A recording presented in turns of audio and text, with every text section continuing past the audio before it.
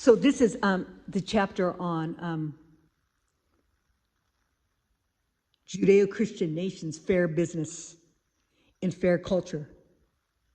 We need to realize that, as I told you on that special coin page of calling paradigms of power, paradigms of the light of power, that one page discusses why we need to make and keep our nation's original legacy and why it has changed and why the seriousness of the contraindications that come into a nation when there's all different forms of people's ideas, you know, from different nationalities and businesses. So this shows that that we need to realize we need to take every nation that's a Judeo-Christian nation, and we need to take the original tradition and try to keep it that clean, that pure as best we can, and the highest justice in each nation, Judeo-Christian nation. But when you mix a whole bunch of different ideas, then we don't know what the fair business is or the highest truth. What is defined as the highest truth or highest justice, because everyone has a different level of truth, correct? And different level of justice.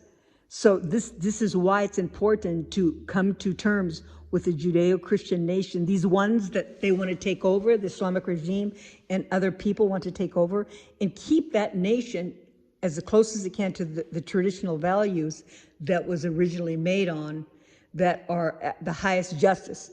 And I'm not talking about Africa, and I'm not talking about other countries. I'm talking about the Judeo-Christian nations, because we know that Africa has traditions in Islamic regime.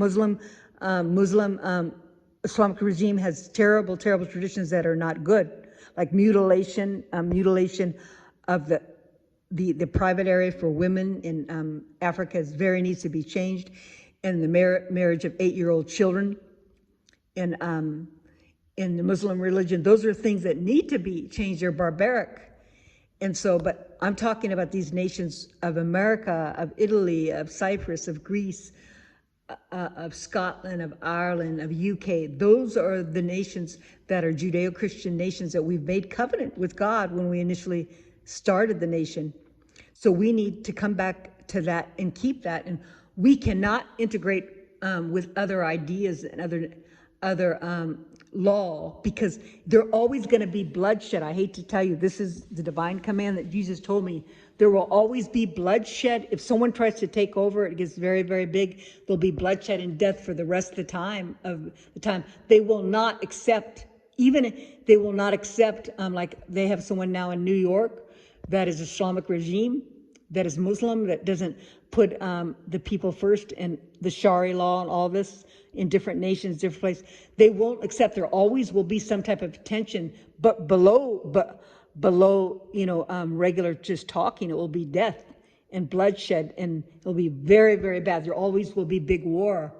So God has asked you to go back and keep those Judeo-Christian nations, and you can't have anybody that is a leader that is Muslim descent. It shows in UK, you have the Muslim descent of all the people.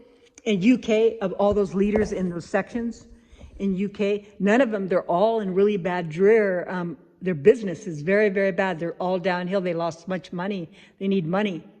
And they're doing very, very bad. So it shows that even in the money situation, they've done terrible. So that has to be all taken back. And there needs to be new laws. Just like we're making now with China, we can't have any CCP land. And same thing, you can't have any leaders that are from Muslim descent, that are from, even if they're good Christians, good ideas, but you can't be a Christian and a Muslim at the same time. But you would have to profess that you have one flag. Is it a Christian flag that's from the original country, or is it the flag of the Muslim flag that is Islamic regime? And we're not talking about gender beautiful Muslims. We're talking about the Islamic regime with Sharia law. But it's a very serious thing that it needs to be corrected.